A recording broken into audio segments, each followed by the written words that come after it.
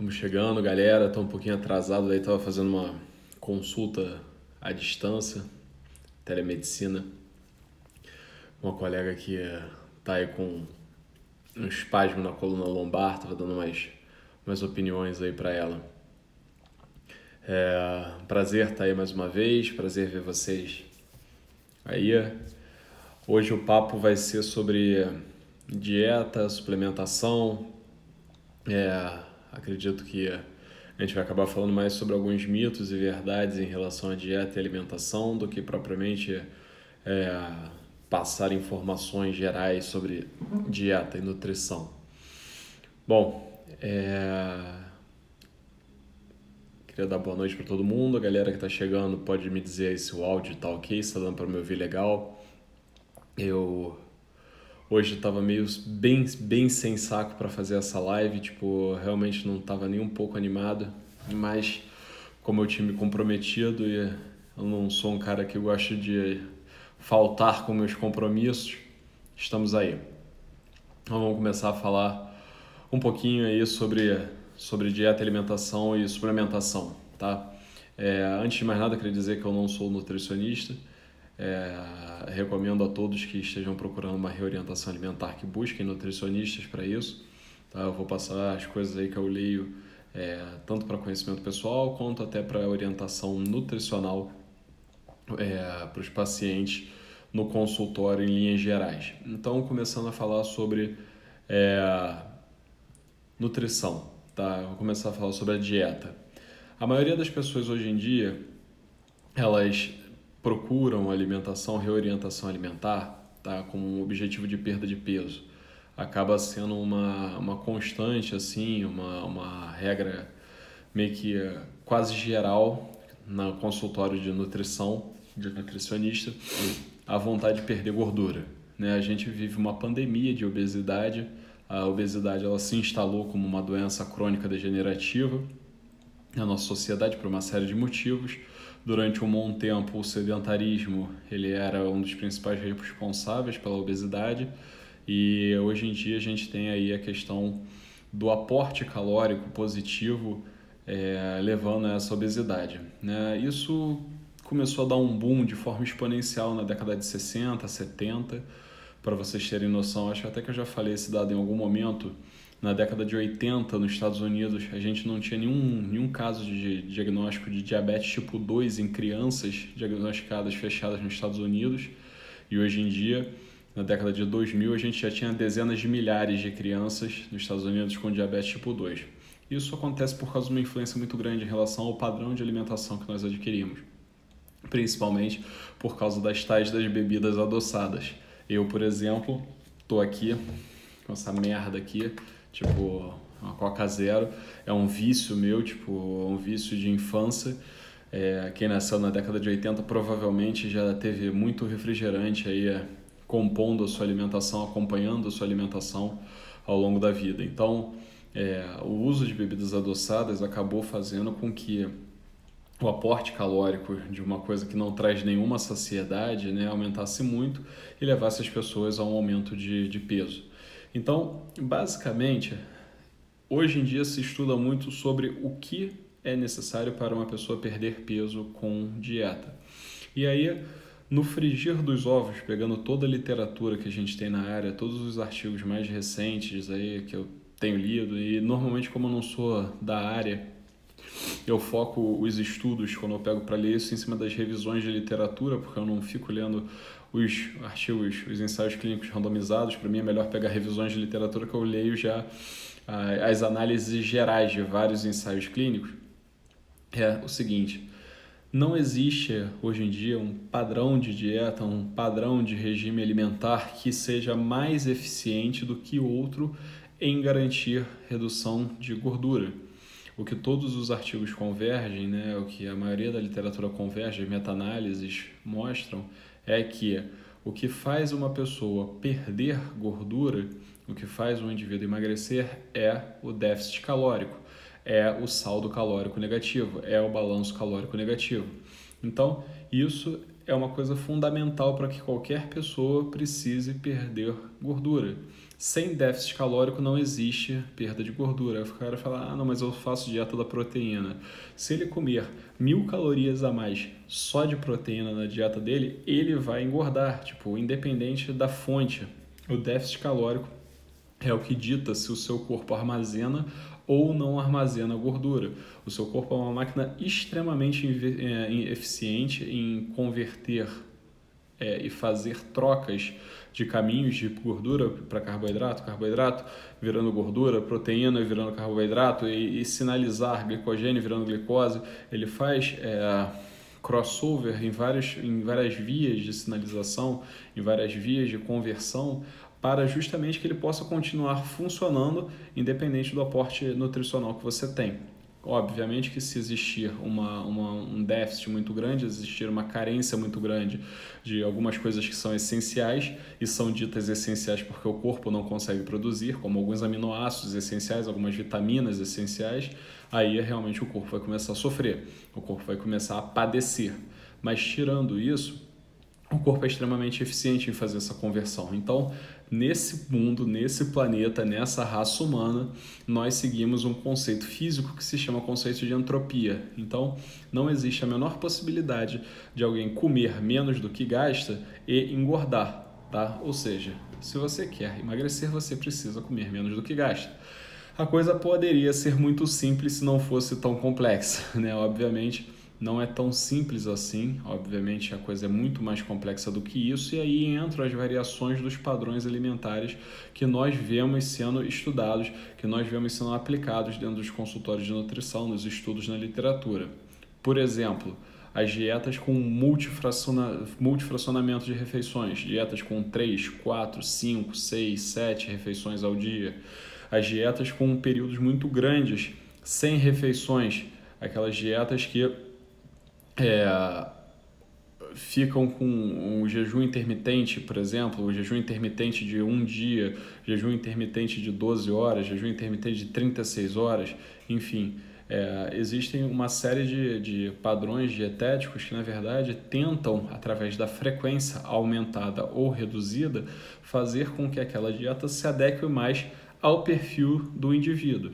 Na verdade, essas dietas, elas visam fazer com que cada indivíduo se adeque melhor àquilo. Existem pessoas que se sentem muito bem se ficarem longos períodos sem comer e precisam de um aporte alimentar maior, de um volume alimentar maior em cada refeição. Tem pessoas que, por exemplo, não toleram, que se ficarem 3, 4, 5 horas sem comer, começam a se sentir muito mal, então precisam de uma refeição um pouco mais fracionada, 4 refeições ao dia, às vezes 5 refeições ao dia.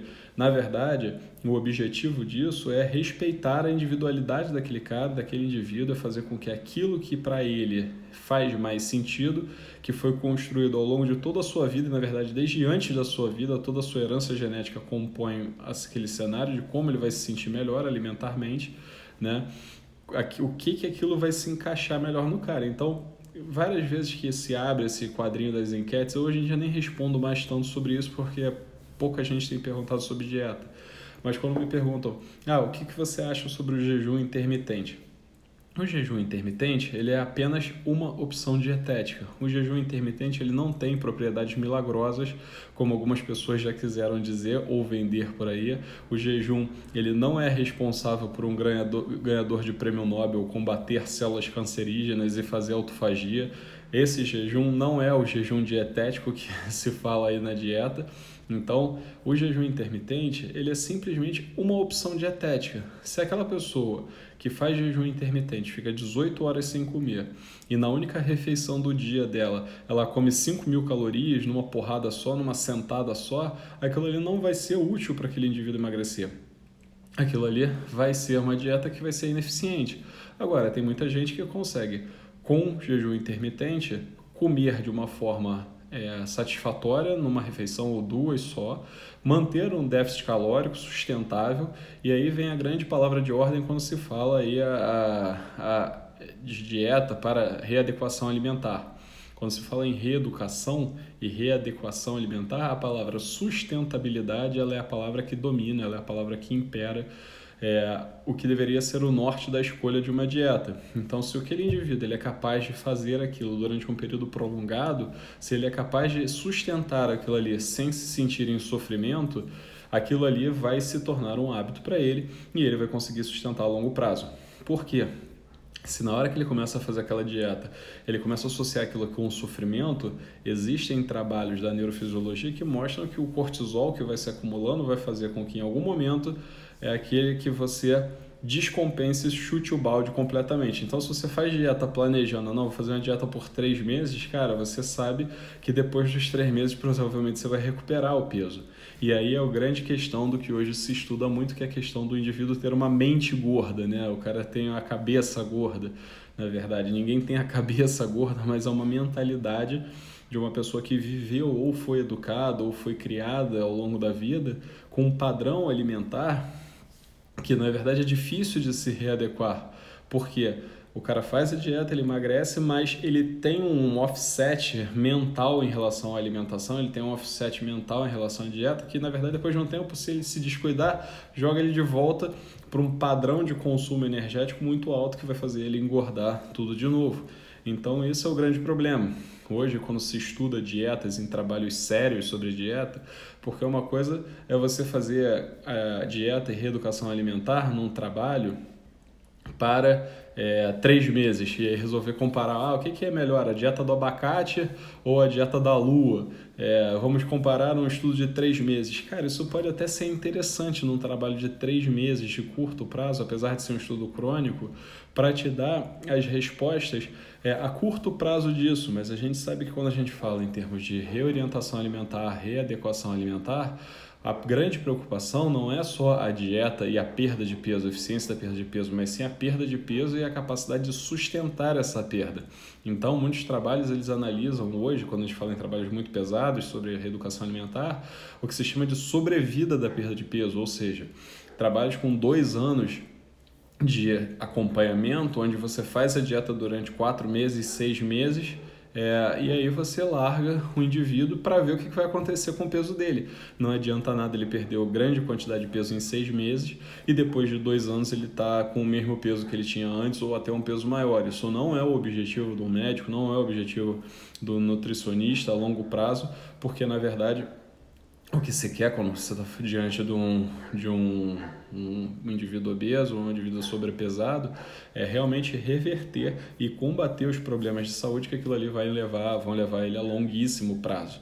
Né? Então isso aí é o ponto fundamental em relação à questão da perda de gordura, a questão do déficit calórico. Não existe nenhum trabalho hoje na literatura que eu saiba, pelo menos. Se alguém tiver, por favor, me manda por e-mail, que eu tenho muita curiosidade de ler. Vai ser realmente algo novo para mim.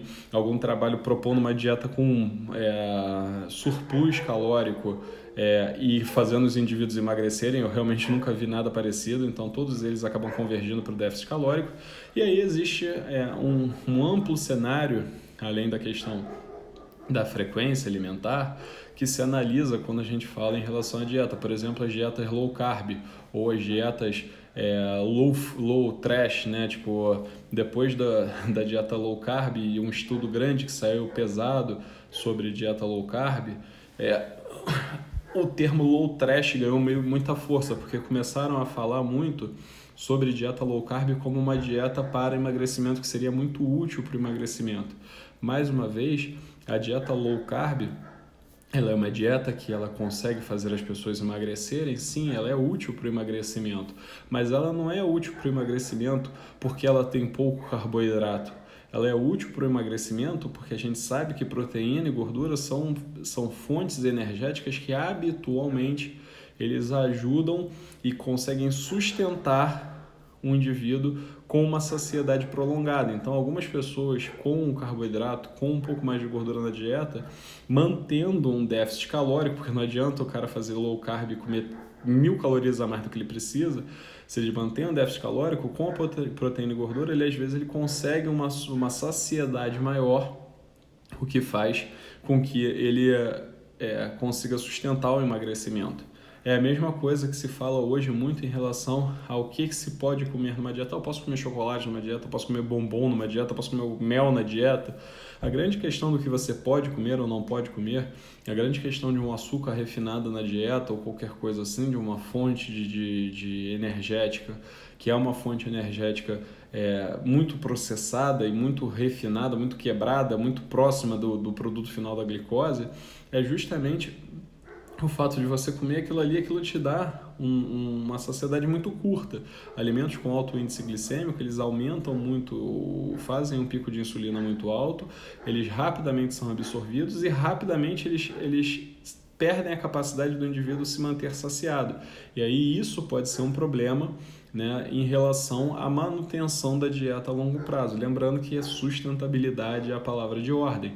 Então, não é que 100 gramas de açúcar vai fazer o cara engordar mais ou menos, 100 calorias de açúcar vai fazer o cara engordar mais ou menos que 100 calorias de banana ou de pão integral.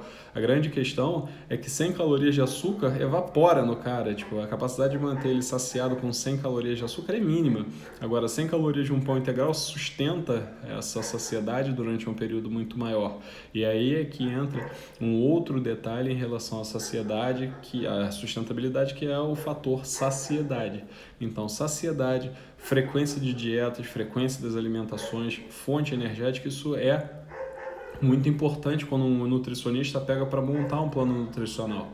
Então, ao meu ver, toda vez que você fala de dieta, para o nutricionista, esse nutricionista vai tentar montar um programa para você alimentar, é muito difícil ele simplesmente virar e falar assim, não, eu quero emagrecer, porque o que eu quero emagrecer, na verdade, eu não quero perder gordura agora, eu quero perder e não recuperar gordura.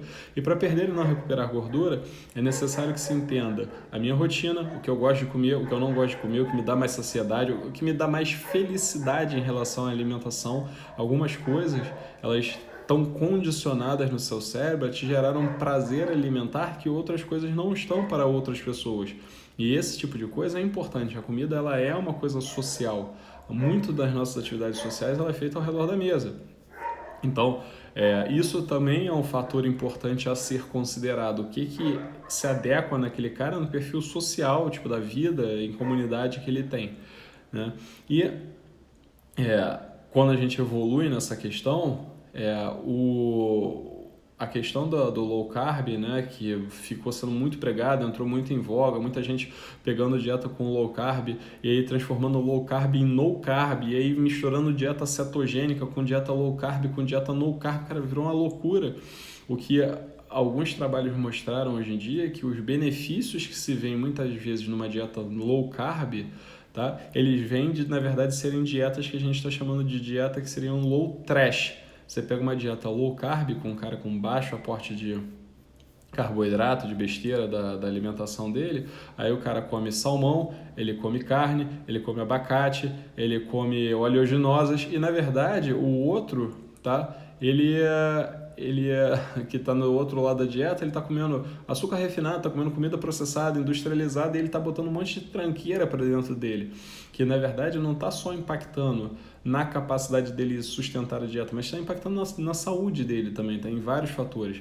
Então, há que se ter cuidado e discernir um pouquinho quando você está falando de uma coisa e em relação a outra, né? Então, esses aí são alguns conceitos meio gerais assim que se precisa ter em relação à dieta, em relação à alimentação, em relação à sustentabilidade, o que nos leva aí para o ponto seguinte, que é a questão dos mitos alimentares que estão se criando hoje em dia em relação a alimentos e fontes alimentares da dieta. Por exemplo, não é porque o ovo é uma boa fonte de proteína, uma boa fonte de minerais, uma boa fonte de vitaminas que você pode comer trocentos ovos por dia. Se aquilo ali estiver fora da sua necessidade energética diária, se aquilo ali estiver fora da sua necessidade de gordura diária, você terá um problema, mesmo sendo um bom alimento. Assim como a mesma coisa funciona para outras outras fontes alimentares. Não é só porque abacate é bom que você pode comer 10 quilos de abacate por dia. Se você comer 10 quilos de abacate, você vai ficar gordinho, porque aquilo ali vai te botar num plus calórico estúpido, mesmo sendo uma excelente fonte alimentar. Por outro lado, algumas pessoas pegaram coisas que começaram a aparecer, né, na dieta e fizeram isso aí ganhar dimensões que na verdade não existem, como por exemplo a questão do glúten.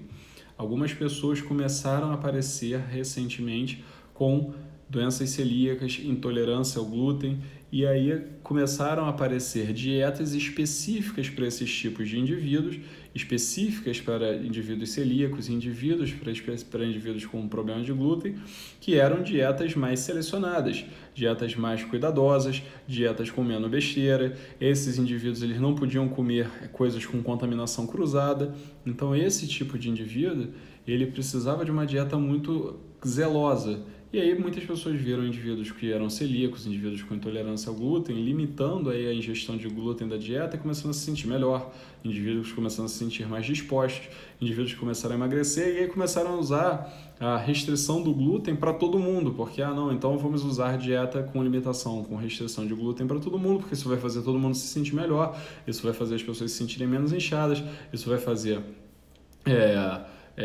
os indivíduos emagrecerem, quando na verdade isso está longe de ser verdade. Na verdade, quando você pega um indivíduo celíaco e você bota ele com uma dieta livre de glúten, a tendência dele é ganhar peso, inclusive, porque a intolerância ou a doença celíaca na exposição do glúten leva o indivíduo a síndromes desabsortivas. Aquilo leva a uma agressão da mucosa e faz com que o indivíduo comece a ter diarreia, comece a ter perda de nutrientes e muitas vezes indivíduos celíacos começam a ter alteração de trânsito intestinal e emagrecer, na verdade, porque estão sofrendo, porque estão com uma doença. Então, quando você começa a tratar eles inclusive começam a recuperar peso, o que para eles é bom, não é ruim, tá? Mas então, essa questão de indicar restrição do glúten para todo mundo, isso é um erro, isso é um equívoco. E aí várias pessoas começaram a questionar na literatura até que ponto a restrição, né, a intolerância ao glúten não celíaco de fato existe. Isso aí, a última vez que eu li, que deve ter mais de um ano, mas não é tão antigo assim, em 2018, tava rolando porradaria feia na literatura, e não é porradaria de rede social, é porradaria de artigo sério, era se realmente existe uma intolerância ao glúten não celíaca. E a grande questão, o grande fator de confundimento é você pegar indivíduos que começam a fazer a restrição de glúten e, na verdade, eles estão eliminando alimentos ultraprocessados da dieta, eles estão eliminando coisas que vêm cheias de agrotóxicos e aí os caras começam a se sentir melhor. E então isso virou uma preocupação porque viria um fator de confundimento. Na verdade, o problema não era o glúten, o problema eram as tranqueiras que vinham junto com o glúten numa dieta não selecionada. A mesma coisa acontece, por exemplo, em relação à lactose. Existe um percentual muito grande na população de indivíduos que têm algum nível de intolerância à lactose. Nossa população brasileira ela é muito miscigenada. E essa miscigenação faz com que nós tenhamos um número grande de indivíduos descendentes dos povos do Mediterrâneo, né, das periferias do Mediterrâneo. A gente sabe que esses povos que vivem ali ao redor do Mediterrâneo tem uma incidência na fase adulta de intolerância à lactose muito grande, em torno de 20% até 30%, dependendo dos povos, dependendo do país que a gente esteja analisando. E no Brasil a gente tem muita galera que vem de lá, são filhos, netos, bisnetos e por aí ele vai de lá, e que quando começam a consumir lactose, começam a se sentir mal, começam a ter flatulência, começam a ter alguns sintomas relacionados à intolerância à lactose, que ao suprimir a lactose, começam a se sentir melhor. Isso não quer dizer que a lactose seja um problema. A lactose ela é só um carboidrato, ela é só uma fonte de carboidrato própria do leite. Então, a lactose ela é uma molécula que se a pessoa não tem nenhum desconforto com isso, se a pessoa não tem nenhuma tolerância, ela pode consumir à vontade, ela vai se sentir ótima. Inclusive, alguns indivíduos que começam a ter flatulência, que começam a ter alguns problemas que nunca tiveram antes com o consumo da lactose na fase adulta, devem ter uma certa preocupação com, por exemplo, a investigação de alguma disbiose. né? A flora intestinal ela precisa estar equilibrada, a nossa flora intestinal ela precisa estar equilibrada para que você possa fazer digestão, para que você possa fazer a quebra de todas as moléculas que passam pelo seu intestino. E aí, hoje em dia, se expondo a antibióticos, se expondo a alguns tipos de medicações, podem alterar o balanço dessa flora intestinal. Não é raro os indivíduos, depois de um tempo, começarem a ter intolerância com alimentos que eles nunca tiveram intolerância antes. Então, assim, a questão da lactose, a questão do glúten, na verdade, já foi mais do que evidenciado que para indivíduos saudáveis, indivíduos que não apresentam intolerância, não são moléculas, não são alimentos que são proscritos, que não são indicados, pelo contrário, são fontes de alimentação saudável, estão relacionados aí a alimentos saudáveis que podem e devem ser estimulados de acordo com a dieta, de acordo de como aí o nutricionista resolve prescrever a dieta daquele indivíduo, tá? Então, assim, isso aí são alguns conceitos gerais, existem aí muitos mitos em relação à alimentação, existem muitos mitos, cada vez parece que aparece mais, porque o interesse em vender produtos relacionados a terrorismos nutricionais é muito grande. A gente tem um mercado grande que gira em torno de fazer dinheiro baseado em coisas que as pessoas precisam, elas precisam criar a necessidade do consumo desse tipo de produto. Então, tem que se tomar muito cuidado em relação a esse tipo de interesse comercial, porque tem muita gente ganhando dinheiro com isso, tem muita gente ganhando dinheiro vendendo alimento hiper específico, hiper selecionado, que na verdade não precisava ser vendido. Bom, em falar em dinheiro, falar sobre a questão dos alimentos e questão de mercado, entramos aí na questão dos suplementos alimentares. Os suplementos alimentares são uma indústria hoje em dia multimilionária, talvez já da casa do $1 bilhão anos, que cada vez mais cresce. A quantidade de empresas produzindo suplementos alimentares nos Estados Unidos é uma coisa estúpida, passa da ordem da centena. Então, assim, assim como em relação aos mitos e assim como em relação à questão dos terrorismos nutricionais, a maior parte dos suplementos alimentares que a gente vê circulando no mercado são suplementos que não têm respaldo na literatura, são suplementos que ainda não provaram o seu lugar ao sol ou muitas vezes provaram em situações muito específicas, muito selecionadas, e aí caíram no gosto do povo, caíram no gosto do mercado assim para tudo, tá? Então, basicamente, o que a gente tem hoje em termos de suplementação, estou falando em linhas muito gerais, mas de suplementação que é muito estudada na literatura de verdade, tá?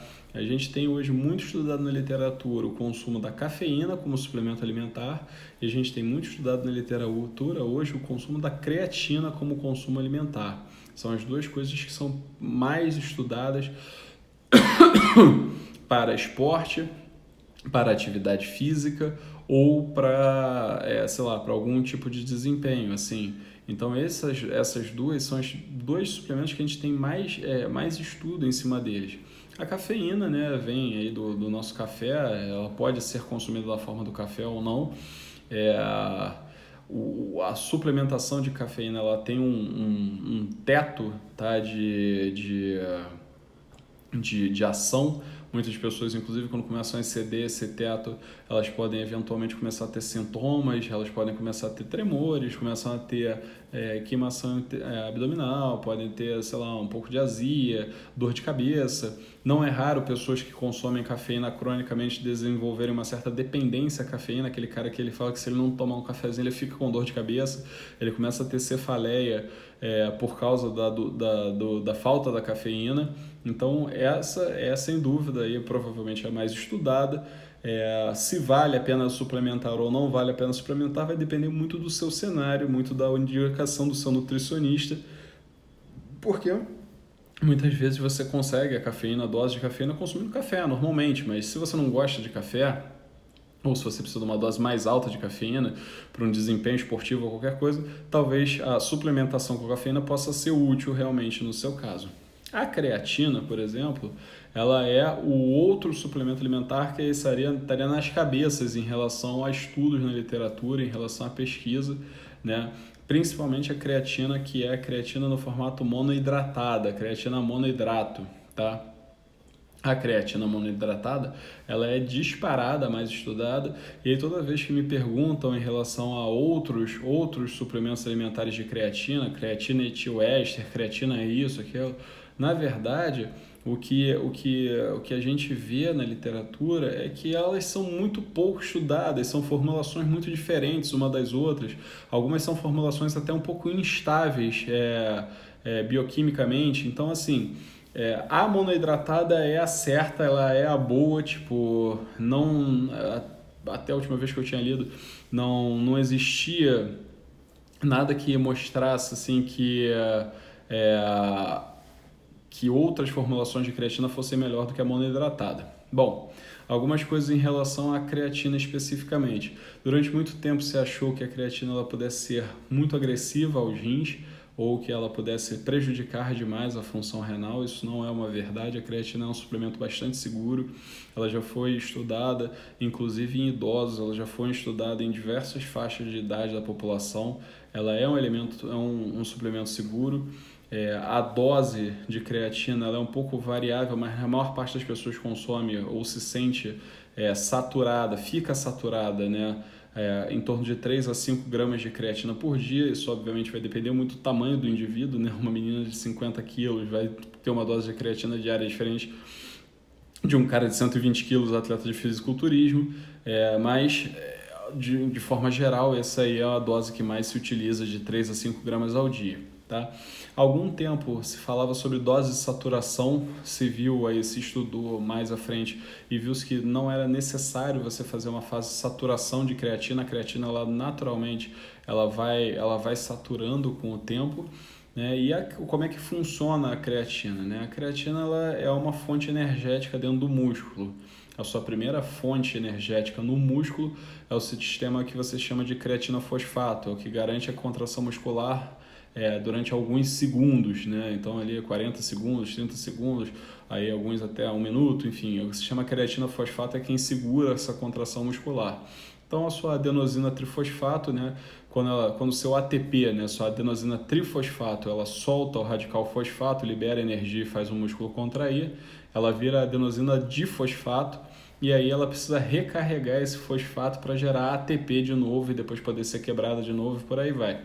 Quem que faz essa recarga inicial é a tal da fosfocreatina, que está lá no músculo segurando um fosfato dentro dela, e ela vai liberar esse fosfato, vai ficar só uma creatina, esse fosfato vai recarregar a ADP em ATP e vai ser energia de novo. Então, a fosfocreatina no músculo ela é uma fonte energética de reserva ali, imediata, para recarregar o seu ATP.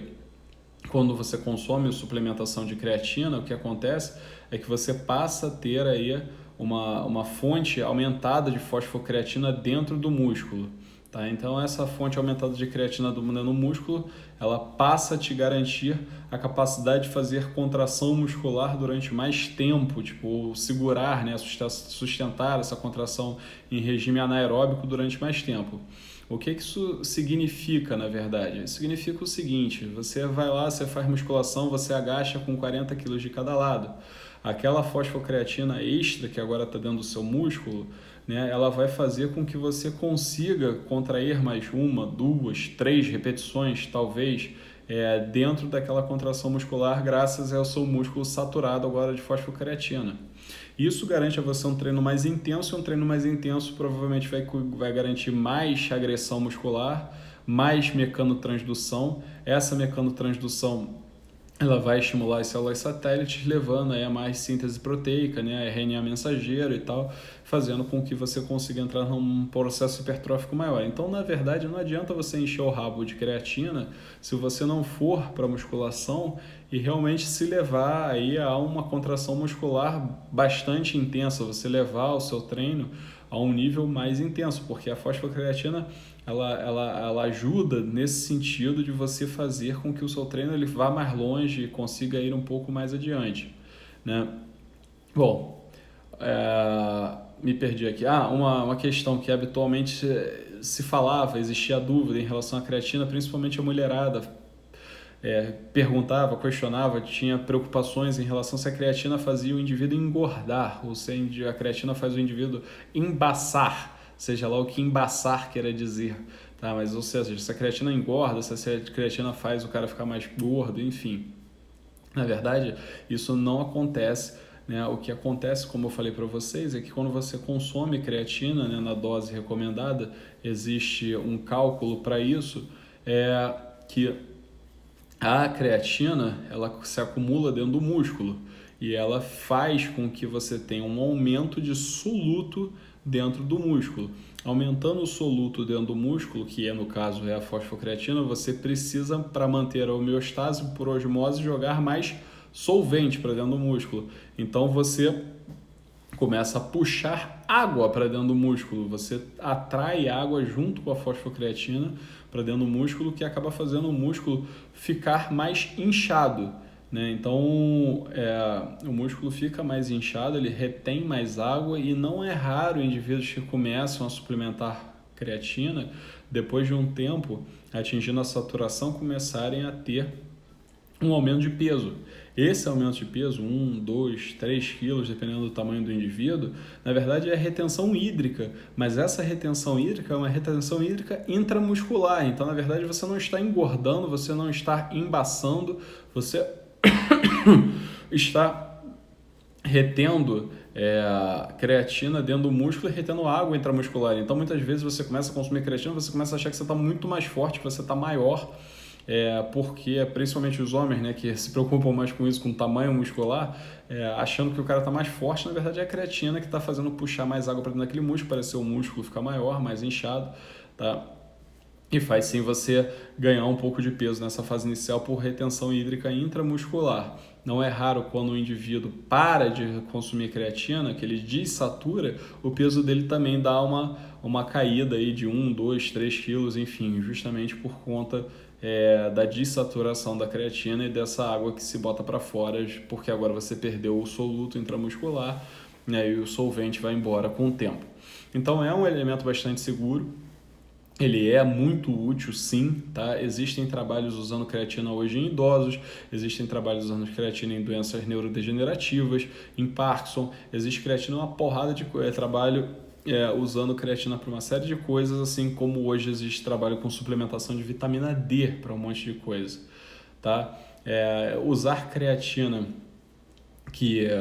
com diurético é uma coisa que não faz o menor sentido, porque justamente essa creatina ela está pedindo água para dentro do músculo. Se você toma creatina junto com o diurético, você vai estar deixando o seu músculo desidratado, o que é uma merda, porque desidratação muscular ela não só leva a um risco aumentado de lesão, como ela releva como ela releva a uma diminuição de performance. O seu músculo precisa estar hidratado para que ele tenha uma boa performance, tanto por deslizamento do músculo, tanto como pela própria fisiologia básica da contração muscular, enfim, da ligação da actina e miosina.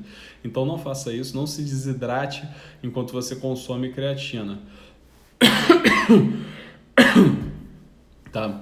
Bom, um detalhe importante em relação à creatina e à creatina monoidratada é que existem uma série de marcas no mercado, existem porrões de marcas, na verdade, no mercado vendendo creatina, porque a creatina ela é a parada, tá? O que acontece é que a creatina, a maioria das marcas boas de creatina do mercado, na verdade, todas são apenas revendedoras de uma fábrica, tá? De uma empresa, na verdade, que fabrica creatina na Alemanha, que faz a creatina sob a patente chamada de Creapure.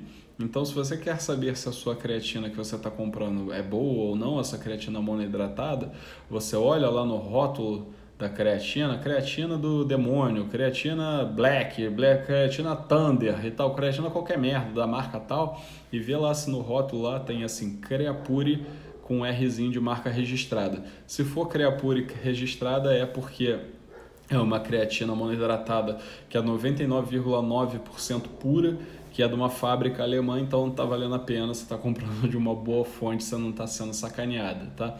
Então é uma dica em relação à compra e escolha de suplemento alimentar da creatina. Bom, existem outros suplementos alimentares que também são relativamente bem estudados, tá? Tanto a betalanina quanto o uso do whey, dos BCAAs, aí são elementos que são é, que são pesquisados, na verdade, em diversos cenários. Então, começando a falar do whey protein, que acaba não sendo bem um suplemento alimentar, acaba sendo um suplemento proteico, né? Então, o whey protein ele é bastante útil como uma fonte de proteína. Ele não é necessário, ele não é condição sine qua non para você fazer atividade física, ele não é condição sine qua non para você ganhar massa muscular ou para você hipertrofiar. O whey protein ele é simplesmente uma fonte de proteína. Então você pode substituir o seu whey protein, na verdade você não deve substituir a sua alimentação pelo whey protein, tá? O whey protein ele é uma fonte de comodidade. Ah, cara, porra, eu tô com uma rotina super corrida, eu tenho que atingir, sei lá, 150 gramas de proteína ao dia, e aí eu não tô conseguindo ficar me alimentando, porra, no horário do trabalho e tal, você não vai abrir uma marmita cheia de ovo no meio de uma reunião, você não vai sair com 3 pedaços de filé mignon, tipo, no meio sei lá, do táxi, mas você tranquilamente consome um whey, tipo, de uma transição para outra. Então é um suplemento proteico, tá? Ele não é imprescindível, ele não é fundamental, mas ele é útil pra caramba e ele é prático pra caramba para quem não está conseguindo bater aí a sua necessidade de proteína diária, tá? Então isso aí é uma coisa que serve bastante. Bom, qual seria a quantidade de proteína diária? A literatura ela é bastante divergente sobre isso. Existe trabalho que fala em 1 grama por quilo de peso, existe trabalho que fala em 1,5 grama, 2 gramas, 2,5 gramas, enfim. De uma forma geral, o que a gente vê sendo utilizado aí para muitas pessoas aí seria 2 gramas para cada quilo de massa magra, 2 gramas por quilo de peso de massa magra, enfim. Mas isso é extremamente variado, cara. Tem muita literatura mostrando valores muito dissonantes, tá? Então isso aí vai muito mais do que você vai entrar em acordo com o seu nutricionista, o que vai ser orientado, o cenário que você faz, se você é um praticante de musculação, se você é um fisiculturista, se você é um ciclista, se você não é um ciclista, enfim. Existe sim literatura para indivíduos treinados e para destreinados também, tá? Então, de uma forma geral, se usa isso. Aí 1 grama por quilo de peso de massa magra ou 2 gramas por quilo de peso seria o que se usa mais recorrentemente. Lembrando que muitas dietas são montadas com base, né, no consumo de proteína primeiro, né, os próprios gregos falavam proteínas, do proteus é o que vem primeiro.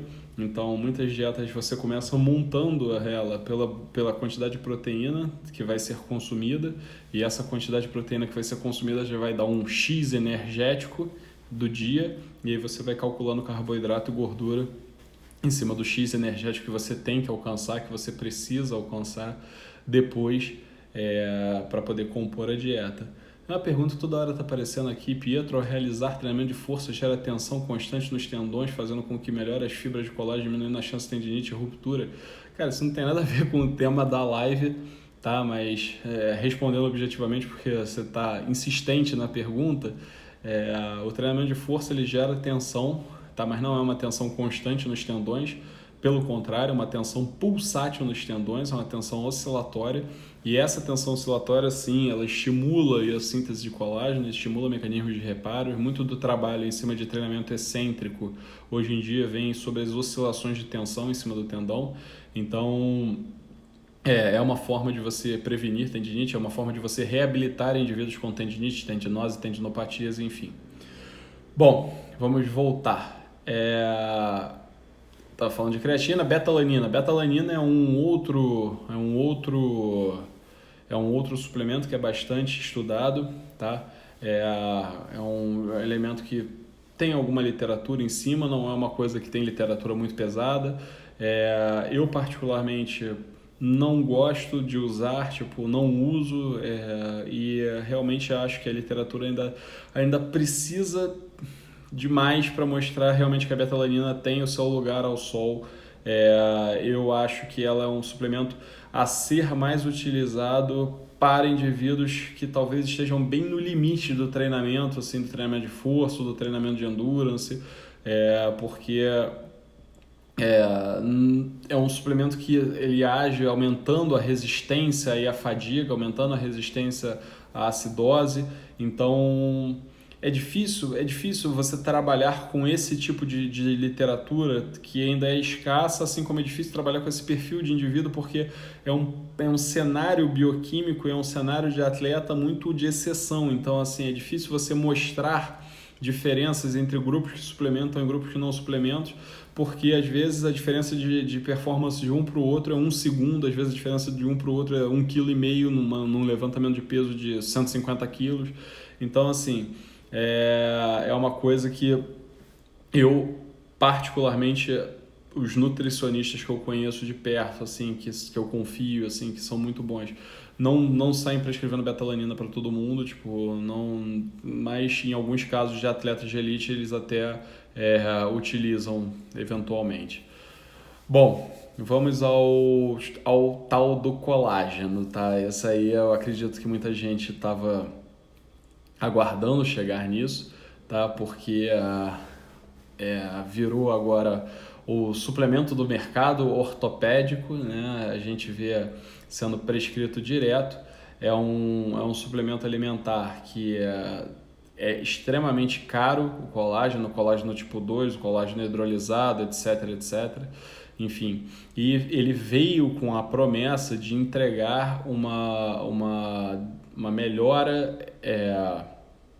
à cartilagem, né? Uma melhora de regenerar a cartilagem, uma melhora de sustentar a cartilagem, né? E por aí vai.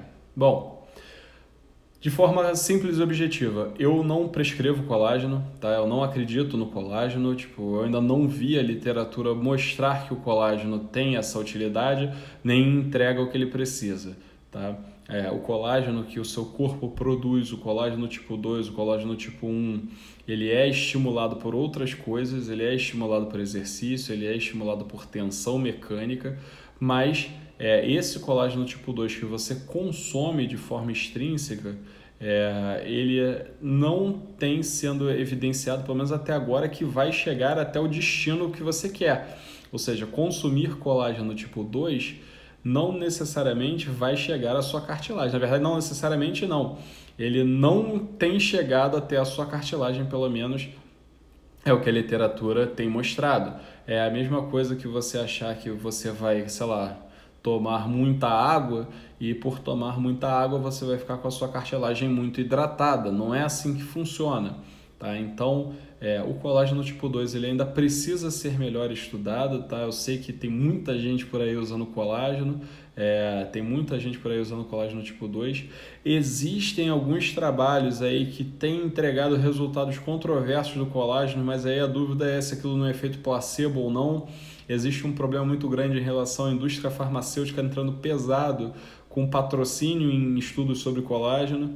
Então, assim, é bom ficar esperto, é bom ficar bastante esperto em relação a esse tipo de alimentação, de suplementação. Eu, particularmente, tenho ficado sempre de olho, até porque agora o que quase todo paciente de consultório vem me perguntar, e aí, colágeno, tipo, e aí no consultório, principalmente na prática do dia a dia, você tem que estar armado para poder responder de forma adequada, né? Eu ainda não tenho muito cabelo branco para as pessoas confiarem no que eu falo se eu não estiver realmente seguro do que eu estou falando, né? Talvez quando eu for um pouquinho mais velho, for um pouco mais grisalho, os meus pacientes confiem mais no que eu falo só porque eu sou velho, mas por enquanto ainda não está servindo. Tá, então essa é a minha opinião aí sobre o colágeno tipo 2, isso aí é o que eu tenho visto na literatura. Então, reforçando, eu não uso, eu não prescrevo, tá? Eu não acho que é uma medicação, não acho que é um suplemento que está entregando aí o que promete.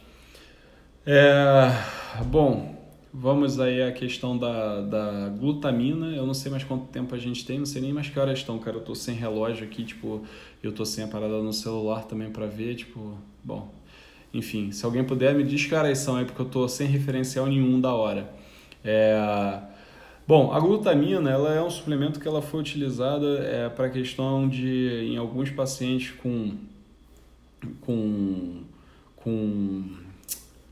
problemas de imunidade, pacientes oncológicos com questões de imunidade, pacientes com alterações de permeabilidade intestinal, etc. Enfim. E aí, mais uma vez, caiu naquele problema de você extrapolar o que você vê na literatura para casos muito específicos para indivíduos que são saudáveis. Então, a glutamina para indivíduos saudáveis, a glutamina para indivíduos que não têm um déficit de imunidade, como um paciente oncológico, paciente que não tem um problema de permeabilidade intestinal, etc. A glutamina ela não tem servido para isso, ela não tem entregue melhoras da imunidade. A gente não vê gente ficando menos resfriado porque toma glutamina. Tá? A gente não vê as pessoas ficando mais saudáveis porque estão usando glutamina. Ela é útil nesses pacientes que têm alteração de permeabilidade intestinal na tentativa de recompor isso e aí melhorar a imunidade, mas não para indivíduos saudáveis. Então, assim, a glutamina em jejum, não em jejum, com limão, sem limão, com gratidão, sem gratidão, se você é uma constelação, se você não é constelação, cara, ela não tem realmente entregado de forma, pelo menos comprovada, embasada pela literatura, uma melhora de imunidade, tá? Ela é um suplemento, um aminoácido, tá? E, enfim, talvez ela sirva para outras coisas, mas não para isso. Terminando aí para falar sobre os aminoácidos, a gente está na reta final, aí faltam menos de 10 minutinhos, eu vou abrir 5 minutos para as perguntas, eu espero que vocês estejam gostando. A questão do BCAA, tá? O BCAA são os aminoácidos de cadeia ramificada, tá? Eu, particularmente, não acredito no consumo de BCAA para aumento de síntese proteica, para hipertrofia específica ou para regeneração muscular, pós-trauma, pós-exercício, de uma forma específica do BCAA. Eu acho que isso você pode conseguir com alimentação com proteína, com fonte proteica normal, como por exemplo no whey ou numa fonte de alimentar de proteína animal, de proteína vegetal, enfim, por aí vai. Então, o BCAA, para mim, ele é um suplemento caro, ele é simplesmente um suplemento caro. Ele é útil? Ele é útil, mas ele não é necessário. Outras fontes de proteína vão te entregar aminoácidos de cadeia ramificada também. Se você for pegar o seu whey, você vai ver lá no aminograma dele que existe BCAA dentro dele, existe BCAA nele, e esse BCAA ele vai servir, ele vai atender tipo aminograma, mas você não precisa de um BCAA específico para atingir síntese proteica e por aí vai. Antigamente se tinha uma preocupação danada em relação à relação dos BCAAs, 3:2:1, 10:1:1, e porra, era uma ciência danada aquele BCAH que se tomava. Bom, a literatura mostra que o importante é realmente a proteína, essa relação de BCAAs em si, tipo, ela não é tão fundamental assim, e se você está entregando proteína de uma forma adequada, você está entregando BCAA de uma forma adequada, então você não precisa ficar suplementando BCAA. Tá? A questão da suplementação com a creatina, que a gente falou lá no início, tipo, que eu falei que era um suplemento muito interessante, e o porquê suplementar creatina é porque é muito difícil você conseguir essa quantidade de creatina que você pode suplementar comendo proteína, comendo da dieta. Você teria que comer uma quantidade muito grande de proteína para conseguir essa quantidade de creatina. Por isso que a suplementação de creatina é interessante. Tá? Diferente do BCAA, que se você está se alimentando com uma fonte proteica de forma adequada, proteína de alto valor biológico, você provavelmente já está atingindo a quantidade de BCAA que você precisa. Beleza? Pessoal, vou abrir aí para algumas perguntas.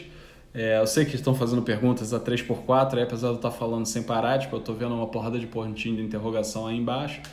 Tá? Eu vou respirar um pouquinho também, porque eu fico falando sem parar para poder tentar aproveitar essa uma horinha, acaba passando mais rápido do que eu imaginava. Bom, então vamos lá. Como é a sua alimentação e minha frequência? Minha alimentação no momento ela está ruim ainda, não consegui me readequar à alimentação. Tá? Eu como em torno de 4 vezes ao dia, eu tomo café da manhã, eu almoço, no meio da tarde eu faço um lanche e janto à noite. Nos dias que eu acordo muito cedo, nos dias que eu acordo às 3 horas, eu faço uma quinta refeição no meio da madrugada.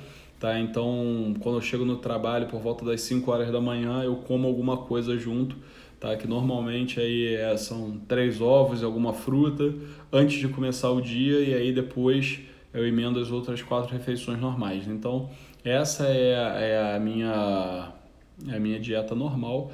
São 4 refeições na média. Nesses dias que eu acordo às 3, eu faço uma quinta refeição, tá? E por enquanto eu tô comendo mal pra caramba, mas de uma forma geral, a minha dieta ela começa com 3, 4 ovos, tem uma fruta de manhã, alguma coisa de gordura, tipo, que eu utilizo, normalmente é uma castanha de Pará, até por causa da suplementação de zinco, por causa da quantidade de zinco, que a Carol fica me perturbando por causa disso.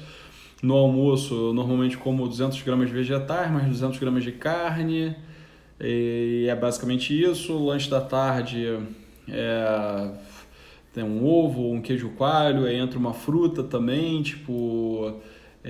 tô me esquecendo agora o que eu tenho lanchado de tarde, cara, o que tá prescrito de tarde. De noite é a mesma coisa, 200 gramas de proteína, 200 gramas de vegetais. Então é uma dieta assim que ela tem uma quantidade baixa de carboidrato, embora tenha carboidrato. Normalmente quando eu meto carboidrato na dieta, quando eu estou regrado em relação à dieta, que eu preciso meter carboidrato na dieta, eu boto ele da forma de fruta. Eu adoro fruta, eu sou fanático por fruta, gosto muito. Gosto de caqui, gosto de ameixa, gosto de abacaxi, gosto de laranja, maçã, banana, tipo, de todos os tipos, poncã, enfim. A Heineken, ela entra também bastante, tipo, quando eu mando carboidrato, tá? Então, enfim, mas quando eu tô de dieta não tem muita Heineken, não. Deixa eu ver o que mais que fala aqui. Treina com eletroestimulação. Cara, eu não acredito em treino com eletroestimulação. Não acredito de verdade. Acredito em treino com eletroestimulação para reabilitação.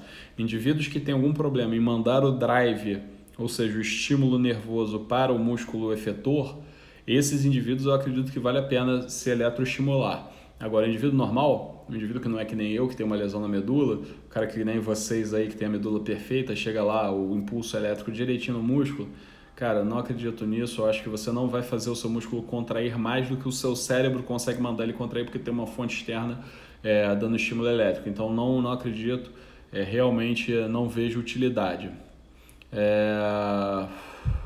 Dieta para emagrecer, como aplicar o whey para uma boa eficácia. Isso eu falei um pouco mais cedo. Dieta para emagrecer é igual a déficit calórico. O whey ele pode servir ou não para poder bater aí a quantidade de proteína que você precisa, tá? Mas, enfim, isso aí precisa muito ser avaliado em relação ao contexto. Você tem que conversar com o seu nutricionista. Deixa eu ver aqui. Bom, eu vi uma aí que me interessou, tipo, que foi a questão dos termogênicos, tá? Que eu vou usar essa pergunta para fechar. Eu não acredito no uso no termogênico, seja ele qual for a fonte do tal do efeito termogênico, tá? Principalmente porque muitos termogênicos no mercado, eles têm utilizado psicoestimulantes dentro deles e alguns até psicoestimulantes que não estão na formulação, não estão no rótulo. Eu vou fechar aí dando o exemplo de um termogênico que muita gente aí provavelmente utilizou, tá? Que é o tal do Oxyelite. Alguns de vocês devem lembrar do tal do Oxyelite, que dava um gás danado para usar, tipo, dava um gás danado para malhar, e muita gente começou a usar o Oxyelite e começou a ficar dependente do Oxyelite. Eu vi muitos colegas que usavam Oxyelite na época falando que, cara, eu não consigo mais treinar só sem o Oxyelite. Bom, depois de um tempo o FDA baniu a formulação do Oxyelite que se usava na época porque descobriram que dentro do Oxyelite tinha inibidor seletivo de recaptação de serotonina, que é uma medicação antidepressiva. Então, na verdade, o Oxyelite tinha como se fosse o Prozac dentro dele. E é por isso que as pessoas se sentiam bem, conseguiam treinar tão pesado com ele, e é por isso que as pessoas paravam de tomar o Oxyelite, e a gente sabe que parar Prozac, parar IRSS de forma aguda e abrupta dá um crash down danado, faz o cara entrar em depressão, faz o cara ficar para baixo. Então, assim, existem muitos termogênicos que têm ainda psicoestimulante. Eu não recomendo que você use. Eu acho que você botar termogênico no seu treino é que nem botar um Gol 89 com um turbo dando 300 cavalos, vai dar merda com o motor em algum momento, você vai ter problema, você vai saturar a máquina e vai acabar tendo uma complicação, tendo uma lesão. Beleza? É isso. Um beijo aí grande para vocês, foi um prazer estar mais uma vez aqui, espero que tenha ajudado, espero que tenha acrescentado em alguma coisa, que vocês tenham aprendido alguma coisa, que se vocês não tiverem aprendido nada, pelo menos que tenha ajudado a reforçar alguns conceitos. fica até a próxima semana. Um beijão grande para vocês. Valeu!